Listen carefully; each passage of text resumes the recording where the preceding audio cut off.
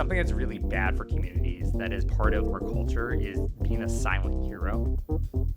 So people who give their temptation is basically like, I did this thing, maybe I like cleaned up the dish towels, and I'm just gonna do it, and I'm not gonna make a big deal out of it. I'm just gonna do it. And this is problematic for two reasons. It's actually really bad. So one is people don't see you model the behavior. They don't see that you clean the dish towel, so they don't even know it's happening. Totally. Like, you don't want to be the invisible fairy. It's actually it's bad for everyone. Yeah. What you actually want to do is be the very loud fairy that's like, I cleaned the pizza box.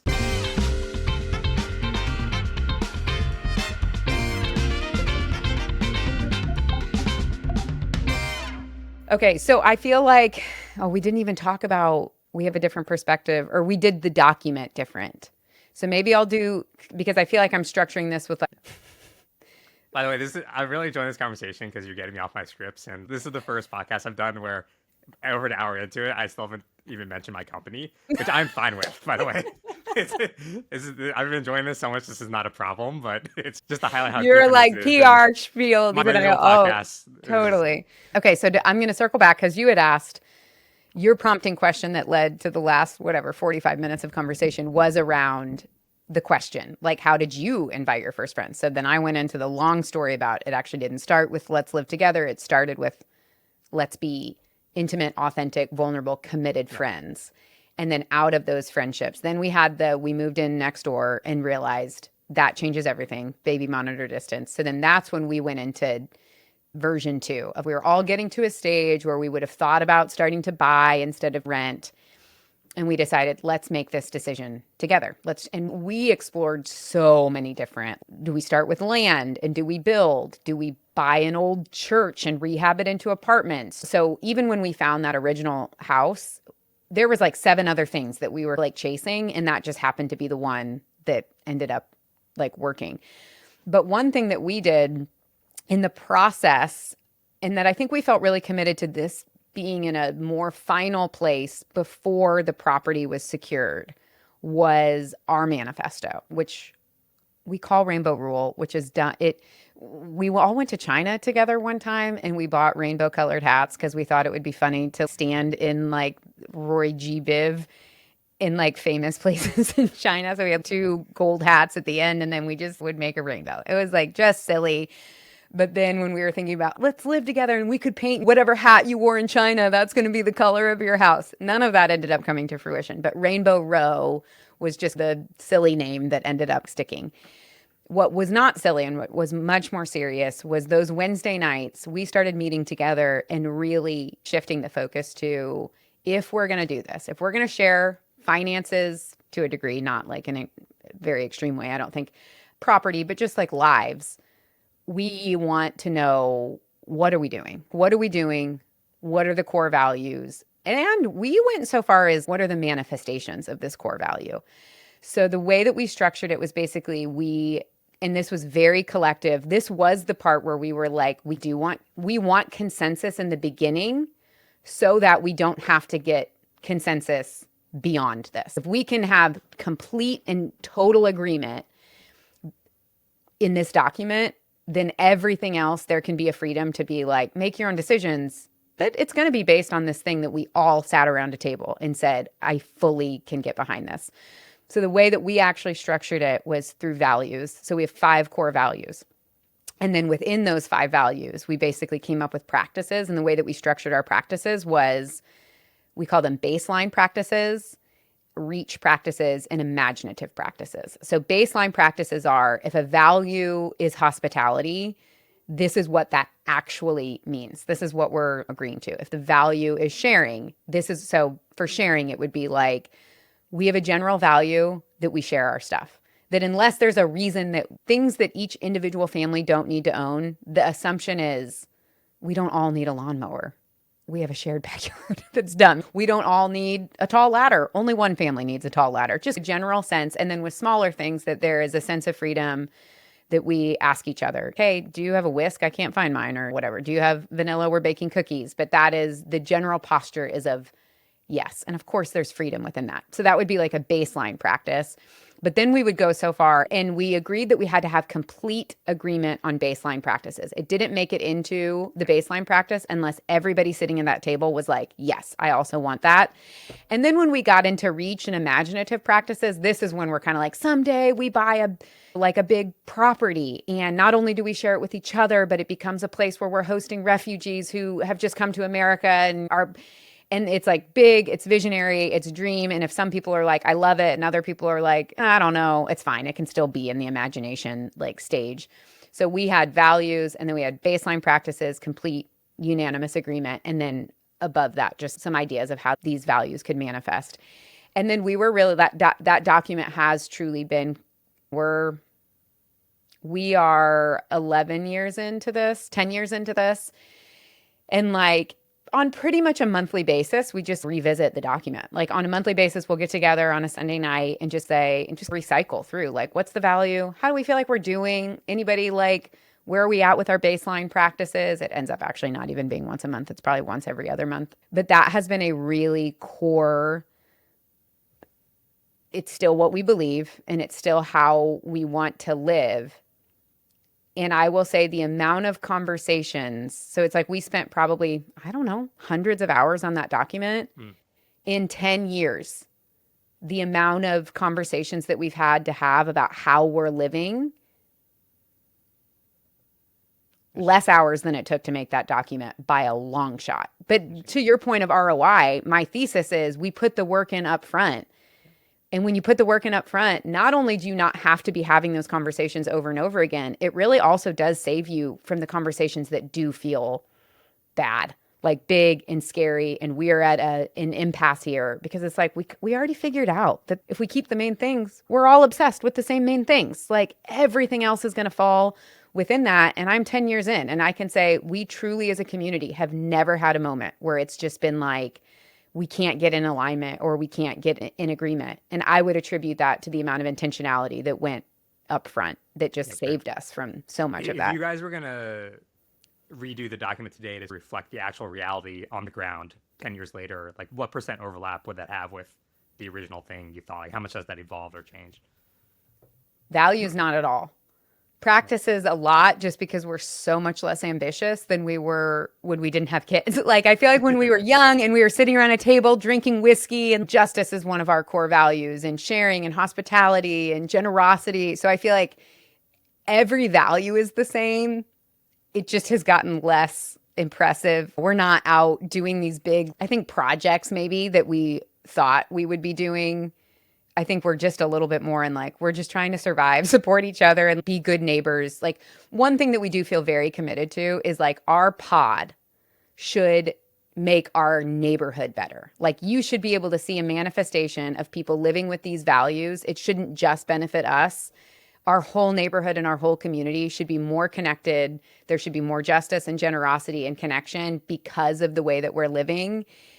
I just think we used to do things that we used to host all of these like broader neighborhood events and do big things. And we've gotten a lot smaller now that we're in this season of just like, we're all like got little kids. But I think the values and the baseline practices 10 years later would be the same. That's great. Sounds like you guys did a really good job on the exercise.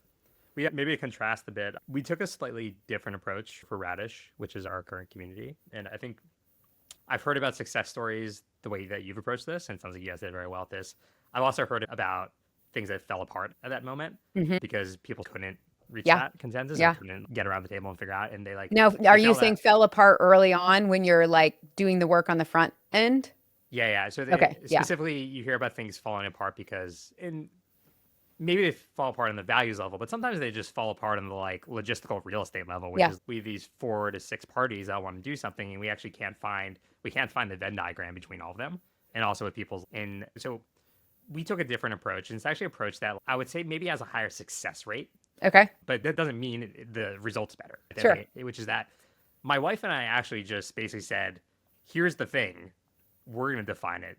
We're going to document it. We're going to build it. And if you want to join the thing, come join it. So it's like an opt-in model. It's an opt-in model. Yeah. And we call it opt-in exclusivity, which is like, how do you basically not be exclusive? You define it sufficiently so that only as many people as you have room for would want to do it. But So we defined a lot of the parameters up front and said, like, this is the community that we want to live in. And we're going to put in more effort because, like, we're starting in and we have more financial exposure and all the above. And so I think it's actually, I've seen it's actually more common to do it the way we did it. Yeah. I think the way you did it is amazing and people do pull it off. But I don't want to give listeners the impression that's the only way you can go about it. You can actually just say, we're the benevolent dictators and here's the community you want to create and here's the terms in which you join the community. And of Totally. course it like co-evolves over time with the people that end up joining. So it's not like the things we wrote down on the paper on day one are now just the things. It's had its own evolution, of course. Very influenced by the people have joined. But yeah, so I do want to highlight that maybe two. No, I think that's so good. And I do think just purely from a logistical, that almost like opt-in exclusivity, I love that. It's almost like a also plant your flag model where it's one or two or three people plant the flag and then offer it. And then people will opt in to that. Logistically, you probably put less hours up front than we did, I would say, in getting consensus around those things. So how have your values or practices, have they changed more significantly since there wasn't buy-in at the beginning? They probably have. And I think the thing where you put in the work changes, like you said. So we probably did put in less work up front, but like where you do have to then put in the work, if you do this, is you really need to model the behavior you want to see in the community. Yeah. People need to see you demonstrating those behaviors in a really quick way. So in the first few years, like my wife and I were like very, so for example, we would think we say sink zero. In the communal sink in the communal kitchen, there should never be a dish in there. And it's the efforts we went to make sure that every day people woke up and didn't see a dish in there. Like we just made sure like there's never a dish in there, so people understood that was going to be the thing that's going to happen. And then people then take that up and continue it once they see the behavior. Totally. So you really need to model the behavior. One other behavior, my wife, who's very clever, she's a behavioral scientist, so she's got these things modeled, was just something that's really bad for communities that is part of our culture is being a silent hero. So people who give their temptation is basically be like, I did this thing, maybe I like cleaned up the dish towels and I'm just going to do it. And I'm not going to make a big deal out of it. I'm just going to do it. And this is problematic for two reasons. It's actually really bad. So one is people don't see you model the behavior. They don't see that you clean up the dish towel. So they don't even know it's happening. Right? It's like that invisible fairy, like if you don't, have you seen that meme about, it's very gender stereotyped of like the man who just comes back and the pizza box is gone. Yes, like he didn't see the woman clean it up and put it out. And so it's just, oh, there's just a fairy that like exists. This is probably good advice for relationships too, right? Totally. Like you don't want to be the invisible fairy. It's actually, it's bad for everyone. Yeah. What you actually want to do is be the very loud fairy that's like, I cleaned the pizza box. Because it will do two things. One is everyone else will be grateful for you. Yeah. They'll actually, and then they'll want to meet the effort that you put in. They'll want to match what you've done. And so we have all of our communities basically have a Slack channel. We've called it Bilbo Braggins before, where you brag about the things you've done. And we try to create a norm. You do it, you brag. It's like, I cleaned up the pizza box. And it's not like a passive aggressive thing. It's just, but you get this list of things that people are contributing. And when you see this, like your natural reaction is you just want to contribute. Yeah. You're seeing everyone else contribute around you. So bragging is not a natural thing for people to do. People we've been taught not to do that. Yep. And so we have to model a different behavior, which is showing people how you brag. Now, are you still doing that? Or was that like, we did it for a few years, it built a strong enough culture, and now we don't have to do it anymore? That. The latter. Okay. Yeah. But I think sometimes we have to like push it reset or have we just actually had someone send out like a kind of big like State of the Union for the backyard. Let's remind everybody of here's what the rules are. So yes, there are those kind of micro calibrations that have to happen. But I do think I felt this way really strongly getting married. I felt so much pressure around our first year of marriage because I was like, we're just going to create expectations and habits that will become so normative. Of course they can be broken, but like behaviors that we engage in this first year, I just think by like a factor of 10x will be impactful compared to a behavior that we engage in year 10 of marriage where so many of those norms have been established. And I think that another point is like, I think people want to leapfrog over the kind of forced behavior period of like, you're doing these things. You've got a whole Slack channel where people are bragging about what they're doing into, can we just be the people that do that? I think we really favor when it comes to friendship. Like it's organic and it's this. And it's like, my experience is actually the more forced, weird, awkward, structured, named it is in the beginning, the more likely it is you will be able to enjoy what will then become what it'll feel like is a very organic fruit of those behaviors years down the road, like you don't get to skip over the like kind of season where it feels a little bit more, I don't know, it's not organic. There's some rules that we're playing by right now. Could I toss in one more that I think is actually a general, not just like Please. living communities, but general Yeah. community hack that I've learned is against like our like upbringing, let's say, Yeah. is we call it Tom Sawyering, Okay. but it's basically making ass of people that are Yes. like more than you usually ask them to do. Yep. And this is a big cheat code for community formation, right? Huge. Because people want to contribute. They want to be useful. They want to do nice things for people. This is actually, you want to give them the opportunities to do this. And so we would do a lot of Tom Sawyering, which is we're not going to hire someone to do the garden. We're going to do the garden. And we're going to ask all of our friends who live there and who don't live there to come over on Saturday and do work for us. And you might be like, and another one is we modeled when people move in, instead of hiring movers, you're going to ask everyone else to move your things in for you. And let's talk about this.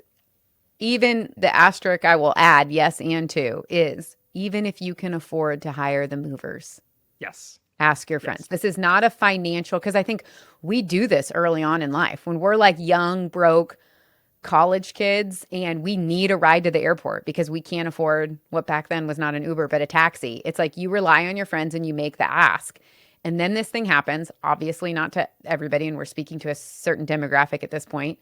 But then you get to a point where I'm a big kid now and I have a job and I can afford to call the Uber. I can afford to hire the movers. Why would I ask that of my friends when I can afford to hire somebody out? And that happens sneakily, but the impact is so significant. So the intentionality, I love that you named it. We call it 3 a.m. friends. And it's getting at another aspect of this, which is the only way to become somebody who somebody thinks they can call at 3 a.m. in an emergency is to be the person that calls them at 3 a.m. first. And it's almost like a go first, like the ask is actually the gift. Because when I make the big ask of you, all of a sudden, the next time you're in a pinch, immediately, who do you think to ask?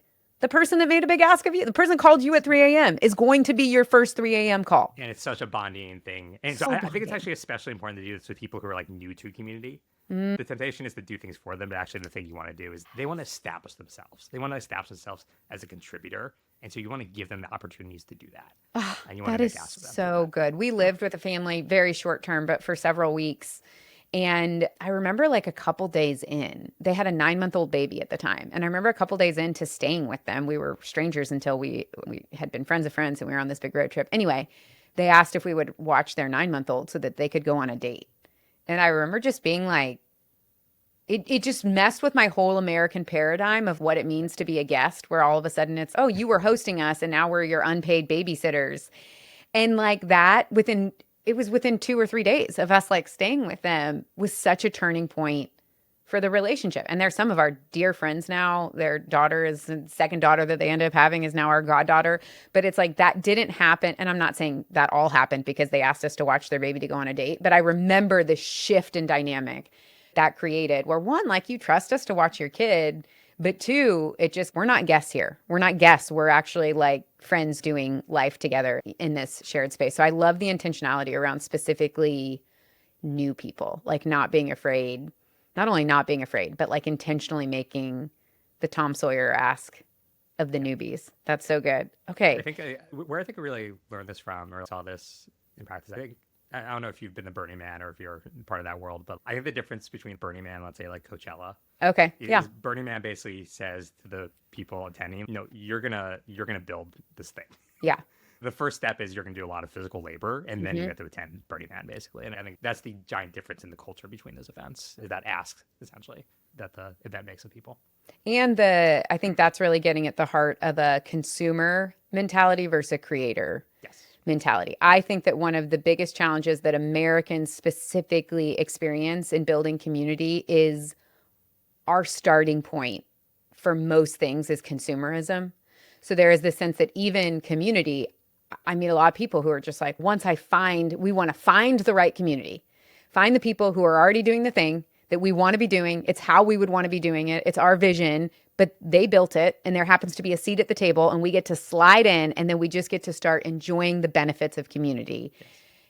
and tell me if you agree, I believe that how much we can actually benefit from community is exactly commensurate with the amount that we contribute to the community. That's right. That there's just, you can't, it's not a consumable good. It is only something that can I be love that. co-created. And so by making the big ask, even in the beginning, what you're actually doing is like contribute, but that is actually going to expedite the degree to which you're going to benefit from being a member Yeah. of this community.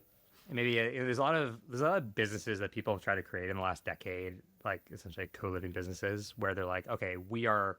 So, famous example is WeWork tried to do like a co-living company, and like I think the fundamental failure of these models is like they're saying they're trying to make a consumable good Yep. out of the community, right? And they're saying you're gonna be part of my land. I'm the landlord. Come be part of my community, and no one wants to be part of their landlord's community. Community like friendship is built. Totally. It's not consumed. Yeah. And you said something early in the conversation, which I thought was like really important, which was like all these services in our life that have just made our life so easeful, turn us into the laziest consumers of everything, which is great. I don't want to drive to the store to buy something. Let's Amazon that all day long. That leaves a space in your life to then reapply effort that you might have spent driving to the store to get baby formula to somewhere else. And I think our claims, I suspect, would be like, this is a great place to reapply that effort, but it's like you don't get it unless you apply the effort. And you can't consume it in the same way. That is so good. I love even just, the mental image of, all right, that was 25 minutes. That was 25 minutes of your life that you saved not having to go to the grocery store. And I think we can stick in bemoaning. So you didn't interact with the grocer, which is, yes, the science shows that those very loose connections actually do matter. But if we just stop with that's ruining us and we don't go, oh, but there's actually, you have 25 minutes now that you didn't have, that with some intentionality of going, how am I going to repurpose that 25 minutes in relationship that actually really does add up over time. Okay, so this is literally, I feel like we're an hour and a half in and not completely, we dipped into present day, but I feel like we really focused on the beginning. Like, how do you start this? What are the things that you do up front? How do you start the conversation?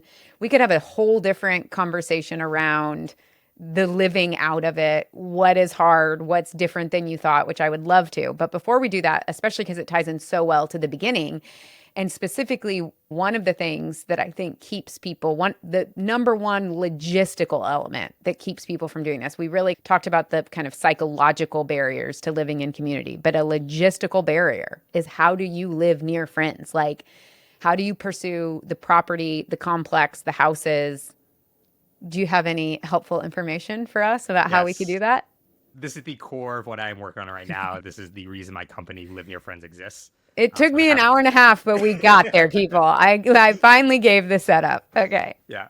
We spent the first half of the conversation talking about basically how do you do the social script. And what the second big barrier we see is like our real estate's just not designed for people that know each other. Our real estate is designed with the presumption that you live next to strangers.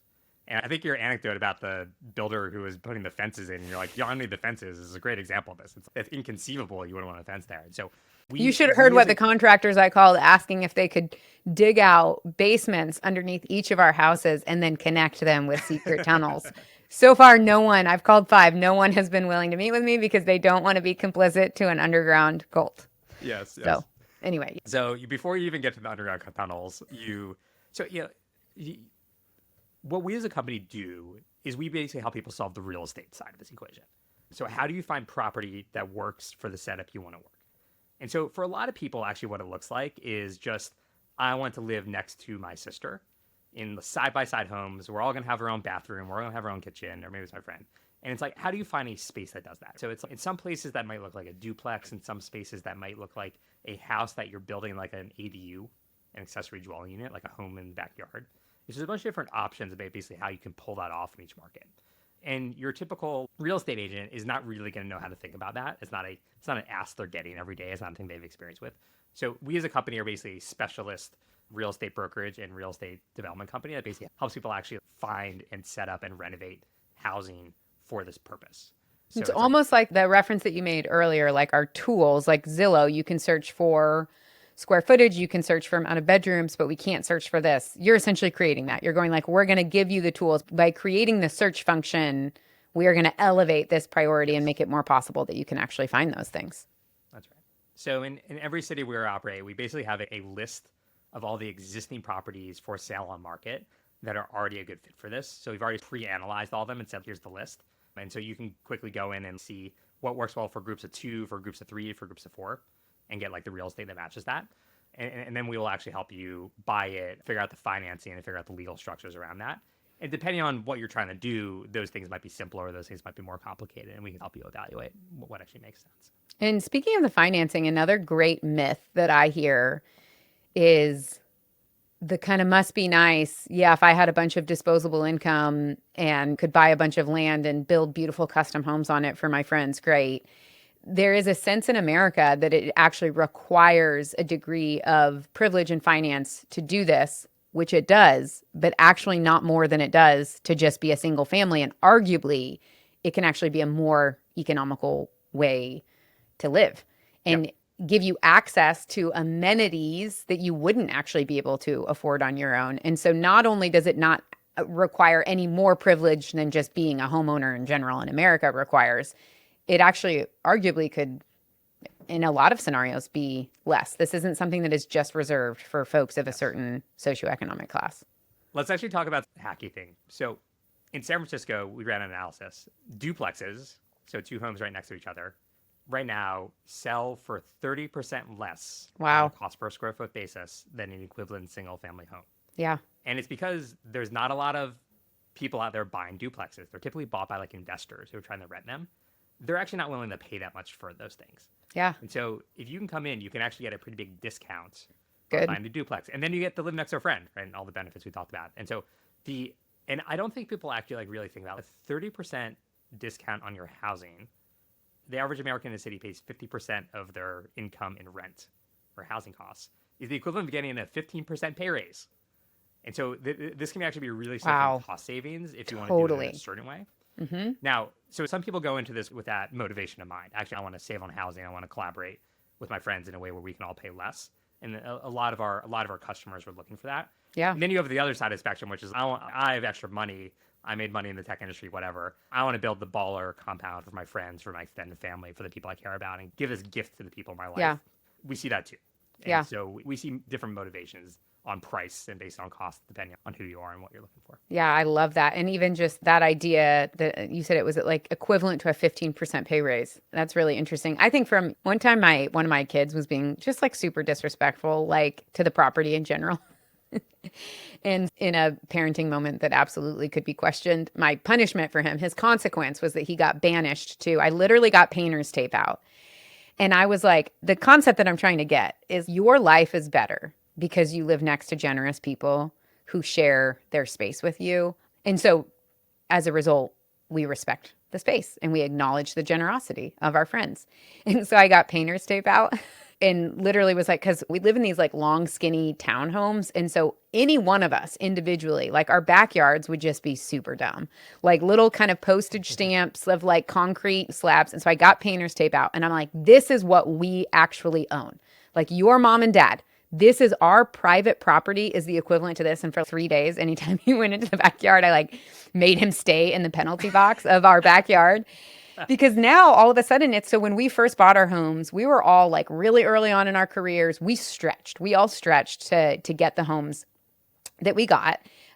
But within a year or two, we take the fences down, we're sharing landscaping. Now, especially now that we have 5 houses, like our backyard space is pretty sick. It's like a place that you want to hang out that especially early on, none of us would have been able to afford this amenity. What do you guys have back there? Paint us a picture. So it's like a giant L. So on one side is kind of like the soccer pitch is effectually what it's become. So we've got a little pretty like decent sized soccer field that's got goals and we put bounce houses up there. That's like the big kind of play yard. Then we have a deck that has a really beautiful shared eating space. Then we have another really beautiful covered area that's got a big fireplace that we can also like cook in and do like paella and pizzas. And then we have a third covered dining area. And then we have a little fence, and you open the fence and it goes back into a little path. And that's where the hot tub is, that's nestled into this little area. We've got a kids playground that's like elevated, like a little play structure that's got a little tree house and swings and monkey bars and a slide. That's like the backyard. And then we actually, our friends just bought a little tract of land right to the left of us where we're going to buy a couple other properties. Oh, and then we have a pathway to this big, beautiful park that has just been renovated, which we wouldn't have access to if the house behind us hadn't been bought by a friend. We would have to go all the way around the block to get to the park. Again, these things seem like they're not a big deal. In actuality, they end up like we have a park facing property now versus having to go around the block. So that's what the property setup is. And when we were early on, we just got to enjoy a lifestyle of folks that have a property with multiple places to host or share meals or go to the hot tub when none of us would have been able to afford that on our own. The other side of that, now that we're like 10 years in, which I think is worth mentioning, the percentage that my mortgage is in my income is not the normal American, meaning I could afford a bigger house in a nicer neighborhood 10 years later, and I'd never open up Redfin. It's not even just like the idea that I would move to get more square footage, because now I'm doing the literal comparison. What makes me happier? A bigger, better kitchen, more bedrooms, more storage, more square footage. It's just like a no-brainer. There's no size of house that if I had to move by myself and leave the community that makes me happier than living in a house that I'm admittedly bursting at the seams. At this point, we all are. And I don't think we talk enough about how, okay, so community doesn't actually necessarily require financial resources. It can actually, to your point, save and make things more accessible. The flip side of that is when you index on community and when your primary driver of where you live and how you live is people and it's not possessions, the impact that has on like the stress level of here's what I'm going to say, the margin that I feel like we have financially, because even as our income has grown, our lifestyle has not and probably won't, is something that we don't talk enough about. That it's just like that. You talk about a good life where you're just not stressed out or like constantly comparing yourself or constantly trying to accumulate stuff or constantly trying to keep up or constantly living above your means because you feel like you like have to. And because the next thing is we're going to upgrade. That's the way that Americans do it. We get more successful and then we show our success in what we drive, the size of our homes, and David just going Brooks like, has this line that when people get rich, they buy loneliness.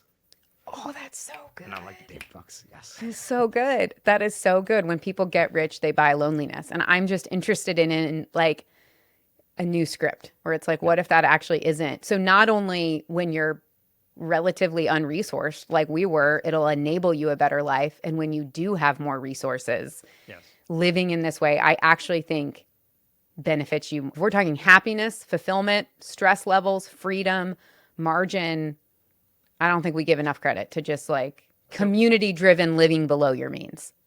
So something I want to actually pick up on. So I think you're right. I think there's another sort of set of conversations that I often have with people, which is they actually have accumulated means. And they're like, what do I do with this? Like, how do I translate this into a better life for me and the people I care about? And I think we've lost the idea of being like a patron in our world, right? And it's one of the most rewarding things you can do is be a patron for your friend group. And I am going to put my money at risk to basically create this thing for everyone around me. And that can mean subsidizing people, but it also just mean basically take on the risk of the project. Yeah. Okay, I'm gonna buy 2 houses next to each other. Yeah. And then find someone later I want to move into it. And then maybe buy the 3rd house. And that I think is, for the people I've spoken to, that's been a very rewarding way for them to translate basically wealth into something that I think ultimately means more to them than something else. And this like patronage idea I think is really important. And we have all these examples of, I think men in particular, we have all these cultural examples of who is speaking to like young men these days. And it's the Andrew Tates of this world teaching them like, go buy the Ferrari with your money. And I think there's like another version of like masculinity, which is be the patron for the community, whoever your community is, as a way of like expressing masculinity and expressing sort of success. And I'd like to see more people explicitly doing that and actually talking about that and actually making like an example of that. Because otherwise it's just going to end up in like Ferraris and second homes. And I think that will be empty calories ultimately in people's lives. It's so good. We have a couple examples of friends in our lives. We have one, a community based in Kansas City that we lived closely with and have some close friends that are proximate, all live on the same street. Pretty small, just like bigger than our houses on the West Coast because it's the Midwest. Things go further, but still very modest-esque homes. And one of the guys is a tech entrepreneur and had a massive exit. And we're talking like a big exit. And so it's okay. The American script is what? You move out of the 1,200 square foot house like neighborhood. And it just because community in his relationships, it wasn't accidental. It was very intentional, decided to stay and then bought a couple of properties in the neighborhood and essentially turned them into like community resources, essentially of going like, how can I stay here? And then how can my finances actually benefit everyone in the community? And it is just impossible. It is impossible for me to imagine that doesn't create more fulfillment and more happiness in the long run than so we chased the next house, the next like range of cars. The thing those people don't have to be careful about doing, and the issue we see is they tend to price out their friends with the places that they're choosing, right? Yeah. So they're like, oh, I'm of this like socioeconomic strata, and so therefore I must be living in this sort of neighborhood, and 75% of my friend group can't afford to live there. And so all of a sudden you've priced out your friends. So you sort of you have to come down to almost the average of the people you want to spend time with in terms of the just like general cost of living. And you can make your house nicer, sure. But so I think that's one caution, yeah. Which feels like a bummer in the short run. Like I'll admit that it's, you are giving up things, but I have a hard time believing. It's like I run, I'm sure we both do because we're in the entrepreneurial space. We run and we have close relationships with people that are, I don't know your socioeconomic status. I meet people regularly that are just like out of this world, just like in a very different realm of wealth than I occupy. And I also work really closely. I do some CEO and some like co-founder coaching and consulting, but I get to occupy a pretty intimate, vulnerable relationship with some wildly successful people who are just next level wealthy, specifically in the entrepreneurial space. But I think this applies to lots of folks. The level of stress and fear of failure from specifically, let's talk about the entrepreneurs like that I work with. When they're thinking about their venture failing, it's not just their venture failing.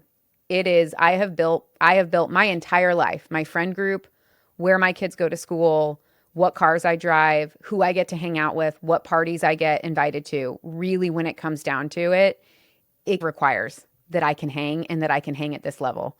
So in addition to being just like stressed out about something going on in my company, you're not just afraid of losing your company. You are literally afraid of losing the whole world that you being at this level has enabled you to occupy. And I would compare that to my experience of we almost lost our company in 2020. Like I had been building it for 13 years and then overnight I can't get product in and my distribution channel legally gets shut down. And it was like the most wild apocalyptic.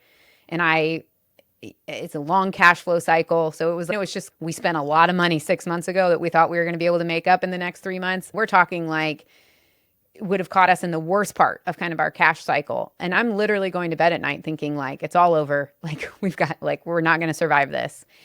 And I remember having this thought that I was like, what if it all goes under, and let's say worst case scenario, we also go personally bankrupt, like we lose everything and go out. I remember laying in bed and thinking, one, there's no way our friends let us lose our house. There's just no world. There's no world in which our mortgage doesn't get divided by 6 people who are pitching in to cover our mortgage until we can figure things out and go get jobs and start getting some cash flow in. We live in the same house. We hang out with the same people.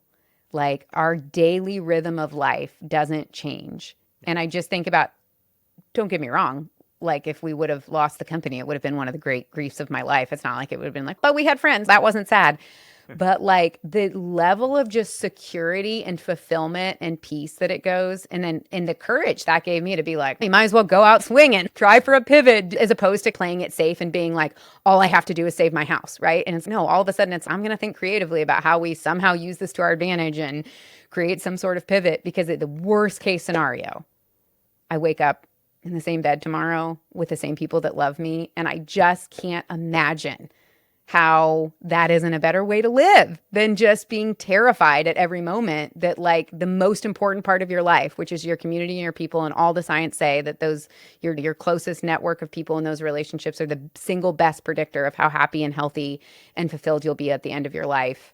Like, why we don't index that above all of the other things that we believe make us happy.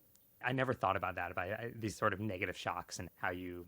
Yeah, I used to work on financial service stuff in Africa, and they actually have this like formalization of what you just described, where they basically people put money into group savings vehicle, which is like everyone chucks in a little money. There's like this like fund, and then when somebody in the group has the negative shock to their life, the unexpected hospital or whatever, it's like the funds pays it. It's like mutual co-insurance almost. Totally. And I think you're totally right. It's like those people would actually not let that happen. I'm glad you responded like that, because about halfway through, I was like, you are getting so preachy right now, and you're definitely going to have to edit this out, because I feel like I just got. And at the end of the day, listen, I know one of my downsides is I can be like, I believe that this is the best way to live, and so I'm going to put that on everybody else. But there are things that do just feel like basic truths of the psychological safety that gets created when you go, I'm not alone. Like, I'm not alone, and I'm not going to lose everything, even if I lose everything. We're an hour or two now, so whoever's still listening definitely is in the car with us preaching. All right. Wow. Yeah. So you won the award for longest interview, at least in this season. Thank you. Oh, and my computer is telling me to wrap it up. I must have a 12 o'clock. Thank you so much, Phil, for sharing all of your insight, your stories, your experiences. It was such a delight and so valuable for me even to hear same principle, different manifestation, different take, different principle. And I think my hope for our listeners is that there is a sense of, okay, there are some things that are not like rocket science. And if you want to grow your social health, maybe in the context of living near friends, it isn't actually some big mysterious luck thing. There are just some things that need to happen and some steps that you can take. And also that even between comparing and contrasting our stories, there is also a sense of it can look really different. And there's no one right way to go about this. But I think probably more than anything, I hope you're one step closer to believing that the investment, which is not insignificant, is worth it. Beautiful. Beautiful statement. Thanks, Phil.